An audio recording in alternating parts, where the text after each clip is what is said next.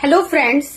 तो मैं आज एक टॉपिक पे अपने मन की कुछ बातें रखना चाहूंगी, उस पर प्रकाश डालना चाहूंगी। अभी हमें कुछ दिख गया ऐसा ही कोई चीज जो हमें लगा कि उस पर बोलना चाहिए। टॉपिक ये है नारी सशक्तिकरण। ठीक है, क्या सशक्तिकरण होता नारी का? इसका मतलब क्या होता है कि हर नारी अपने खिलाफ होने वाले दुर्व्यवहार के खिलाफ आवाज उठा सके, किसी की सहायता ना ले सके, खुद उस पे अपने आप उस पे आवाज उठा सके, वो किसी से डरे ना, सहमे ना, और वो किसी भी फील्ड में आगे बढ़ सके बिना संकोच किए। चाहे वो खेल जगत हो या फिर मनोरंजन का वो क्षेत्र हो या फिर सेवा का क्षेत्र हो या फिर चिकित्सा का क्षेत्र हो या फिर शिक्षा का क्षेत्र हो, हर फील्ड में महिलाएं बहुत आगे बढ़ रही है। तो बढ़ रही है, शहरी क्षेत्र की महिला बन रही है। जो अभी भी मिडिल क्लास होते हैं ना, ग्रामीण क्षेत्र की महिला के साथ अभी भी कुछ अच्छा नहीं हो रहा है। वो उसी दुनिया में टिकी हुई है अभी तक, उनके साथ वैसा अभी भी व्यवहार होते आ रहा है। जो हमारे अधिकार मिला है ना देश आजाद होने का, या फिर जितनी महिलाओं को आजादी दिया गया है, वो आजादी से अभी भी वो वंचित है। अभी भी घर के अंदर चार दीवारी के अंदर घुट घुट के रहती है और उसको अभी भी शोषण किया जाता है। तो आप लोग जो कहते हैं कि महिलाओं को पुरुष बहुत सताए हैं, बहुत आगे बढ़ने से रोके हैं, उसके साथ प्रताड़ित किए उनको, तो मैं आज आपको अंदरूनी एक बात बताने जा रही हूं।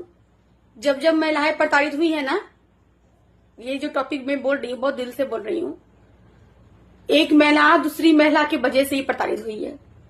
पुरुष प्रताड़ित करने नहीं आते हैं। प्रताड़ित कब होती है महिलाएं?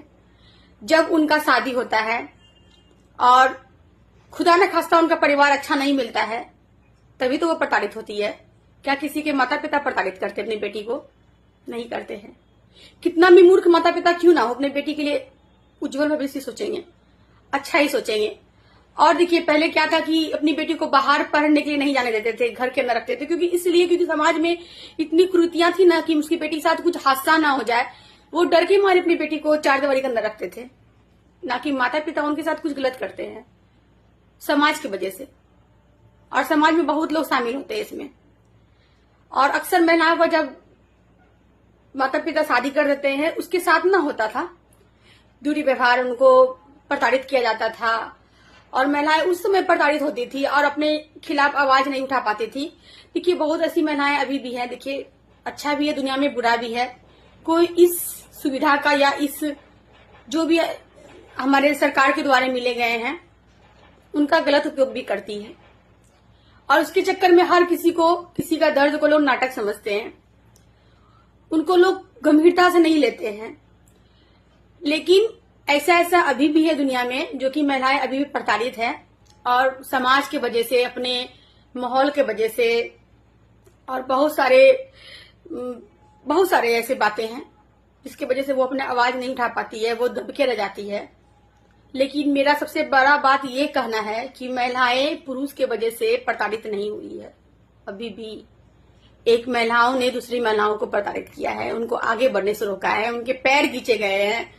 उनको लगता है कि मैं जीवन में आगे नहीं बढ़ पाई, मैं किसी कारणवश कामयाब नहीं हो पाई, तो सामने वाली बंदी भी कामयाब ना हो पाए।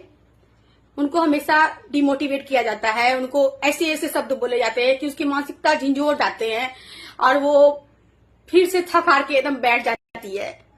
लेकिन मैं उन महिलाओं को कहना चाहूंगी, आप डरिए मत, थकिए मत, अपने आप को शक्ति मानिए, माँ दुर्गा का स्वरूप मानिए और आगे बढ़िए, उठ के खड़े होइए और उन सभी बुराइयों का सामना कीजिए। आप आगे बढ़िए, आपको किसी से डरना नहीं है और डिमोटिवेट मत होइए, आगे बढ़िए। आपको कोई पैर खींचे ना, पैर को छुड़ाने का कोशिश कीजिए, उस जंजीर को तोड़ने का कोशिश कीजिए और फिर से खड़े हुए डट करके सामना कीजिए। आप सही के राह पे चलेंगे ना, आप ठोकर नहीं खाएंगे। हाँ, बात यह है कि आप आगे बढ़िए पर रास्ता सही चुनिए। गलत रास्ता चुनिएगा तो आप खुद गड्ढा में गिर जाएंगे। तो इसके लिए आपको सही रास्ता चुनना होगा और सबके खिलाफ अगर उठना पड़े, आवाज उठाना पड़े तो उठाइए और अपने मंजिल पे लक्ष्य को देखिए और उसमें कामयाबी हासिल कीजिए। तो अभी के लिए बहुत बहुत धन्यवाद। अगर आप हमारे बातों से सहमत हैं तो प्लीज लाइक शेयर सब्सक्राइब कीजिए, कमेंट कीजिए।